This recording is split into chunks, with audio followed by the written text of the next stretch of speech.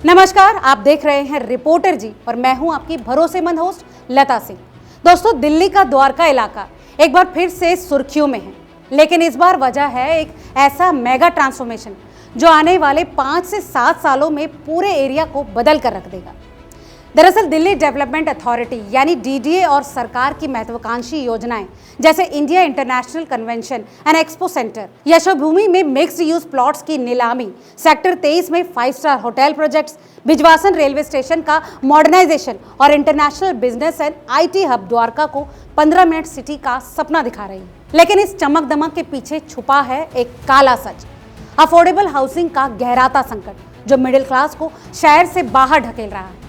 दोस्तों, क्या ये विकास है या फिर विनाश? चलिए इस खबर की गहराई तक चलते हैं। दोस्तों, द्वारका सेक्टर 25 में फैला आईआईसीसी यशोभूमि प्रोजेक्ट अब फेज 2 में प्रवेश कर चुका है, जहां 3 और exhibition halls, hotels, retail space, office complexes और 20,000 कैपेसिटी वाला मल्टीपर्पस अरेना बनने वाला है। दरअसल सरकार ने हाल ही में 12 प्लॉट्स के मोनेटाइजेशन के लिए नीलामी शुरू की है। 9 ऑफिस प्लॉट्स, 2 होटल्स और 1 सर्विस अपार्टमेंट। इनके लिए रिजर्व प्राइसेस क्या है? 158 करोड़ से लेकर 354 करोड़ तक। सबसे महंगे प्लॉट्स यानी नंबर 19 और 22 354.8 करोड़ के हैं, जिनका FAR 33,792 स्क्वायर मीटर है। ये प्लॉट्स 90 से ज्यादा सालों की लीज पर दिए जाएंगे। ये पूरा प्रोजेक्ट कंप्लीट होने पर 1.7 million square metre built up area बनेगा, जिसमें 3,500 से ज्यादा होटल रूम्स शामिल होंगे। दोस्तों, अनुमान है कि इससे 5 लाख डायरेक्ट इनडायरेक्ट जॉब्स आएंगी। लेकिन दोस्तों, सवाल ये है कि आखिर ये विकास किसके लिए होगा? लग्जरी सेगमेंट के लिए, जहां मिडिल क्लास की पहुंच है ही नहीं। दोस्तों, डीडीए ने सेक्टर 23 में 2.5 एकड़ जमीन पर 200 रूम्स वाले एक 5 स्टार होटल के लिए बिडिंग इनवाइट की है। 55 साल की लीज पर यह प्रोजेक्ट डीडीए को सालाना 28 करोड़ की कमाई देगा। बात करें इसकी खासियत की तो जान लें कि इस होटल के गेस्ट को गोल्फ कोर्स में 25% स्लॉट बुकिंग की सुविधा मिलेगी। आपको बता दें कि इस प्रोजेक्ट की प्री बिडिंग मीटिंग 11 सितंबर 2025 को हुई थी और बिड्स 17 अक्टूबर 2025 तक सबमिट करने हैं। यह प्रोजेक्ट डीडीए की नई कमर्शियल स्ट्रैटेजी का हिस्सा है, जहां फ्री होल्ड से हटकर लीज मॉडल अपनाया जा रहा है। नेहरू प्लेस होटल प्रोजेक्ट से तुलना करें तो डीडीए को 55 साल में 10,000 करोड़ मिलने की पूरी उम्मीद है। लेकिन दोस्तों, चिंता की बात यह है कि यहां अफोर्डेबल हाउसिंग पर फोकस जीरो है। द्वारका से कुछ किलोमीटर दूर भिजवासन रेलवे स्टेशन का मॉडर्नाइजेशन 728.92 करोड़ की लागत से चल रहा है। अभी महज 2 प्लेटफॉर्म्स वाला ये स्टेशन 8 प्लेटफॉर्म्स वाला बनेगा, जिसमें 3400 स्क्वायर मीटर का न्यू टर्मिनल, 12,500 स्क्वायर मीटर का एयर कॉन्कोर्स और 12,23,500 स्क्वायर मीटर का रोड नेटवर्क शामिल होगा। दोस्तों, इस प्रोजेक्ट का कंप्लीशन दिसंबर 2025 तक होने की उम्मीद है। IGI एयरपोर्ट से सटा होने के चलते ये दिल्ली जयपुर लाइन पर लॉन्ग डिस्टेंस ट्रेनों का हब बनेगा, जो कि न्यू दिल्ली और निजामुद्दीन स्टेशन का कंजक्शन कम करेगा। दोस्तों, IICC से अंडरग्राउंड मेट्रो कनेक्शन भी प्लान्ड है, लेकिन पर्यावरणीय मंजूरी के इश्यूज के चलते प्रोजेक्ट में देरी हो रही। सेक्टर 24, 25 और 26 में फैला ये 82 एकड़ का प्रोजेक्ट मल्टी सेक्टरल फैसिलिटीज से लैस होगा, यानी state of the art offices, hotels, commercial zones, convention centres.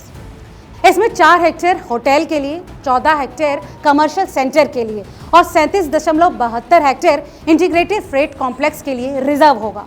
दोस्तों, आपको जानकर हैरानी होगी कि वॉक टू वर्क और ट्रांजिट ओरिएंटेड डेवलपमेंट पर आधारित ये hub IT giants, startups, biotechs और फिनटेक कंपनियों को आकर्षित करेगा। द्वारका एक्सप्रेसवे और UER 2 के खुलने से कनेक्टिविटी और बेहतर हुई है। दोस्तों, ये सारा विकास महज लग्जरी सेगमेंट को ही टारगेट करता है, लेकिन मिडिल क्लास का क्या? दिल्ली NCR में अफोर्डेबल हाउसिंग यानी 40 लाख से कम कीमत वाले फ्लैट्स की सप्लाई 2019 से 38% घटकर 2024 में 18% रह चुकी है। वहां नई सप्लाई महज 6% है।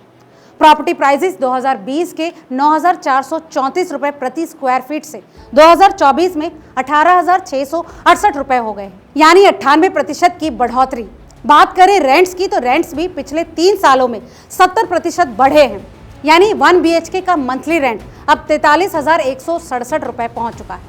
द्वारका में एक 2 BHK का रेंट 2019 के 19,500 से बढ़कर 26,000 रुपए हो चुका है।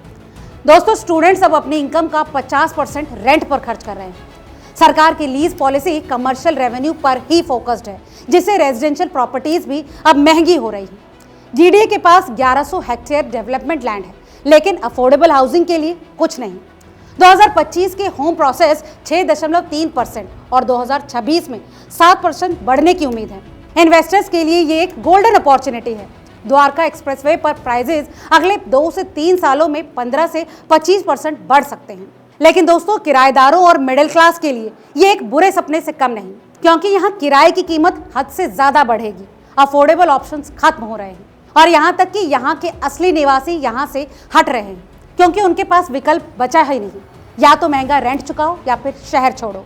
दोस्तों, भविष्य में एयरपोर्ट टनल, मेट्रो और हाईवे में कनेक्टिविटी वर्ल्ड क्लास होगी, लेकिन सिर्फ अमीरों के लिए। कुल मिलाकर अगर सरकार मिडिल क्लास के लिए कुछ करना चाहती है तो इस दिशा में कुछ खास कदम उठाने चाहिए, जिससे ये विकास सिर्फ एक तबके का ना होकर सबके लिए। इसके लिए सरकार को मिक्स्ड इनकम डेवलपमेंट प्रमोट करना चाहिए, जहां प्रीमियम और अफोर्डेबल साथ हों। इसके अलावा रेंट कंट्रोल एक्ट को सख्ती से लागू किया जाना चाहिए, नहीं तो दोस्तों द्वारका भी साउथ दिल्ली की ही तरह जेंट्रिफाइड हो जाएगा, जहां मिडिल क्लास का कोई स्पेस है ही नहीं। दोस्तों, ये विकास इकोनॉमिक बूस्ट तो देगा ही, लेकिन इसका सोशल कॉस्ट काफी भारी है। तो अगर आप भी द्वारका में इन्वेस्ट करने या फिर रहने की सोच रहे हैं तो सावधान हो जाएं। और सरकार और पॉलिसी मेकर से अपील है, विकास सबके लिए हो, न कि मुट्ठी भर अमीरों के लिए। दोस्तों, आज की इस रिपोर्ट में फिलहाल इतना ही। आपको आज का ये वीडियो कैसा लगा और इस पर आपकी क्या राय है, हमें कमेंट करके जरूर बताएं।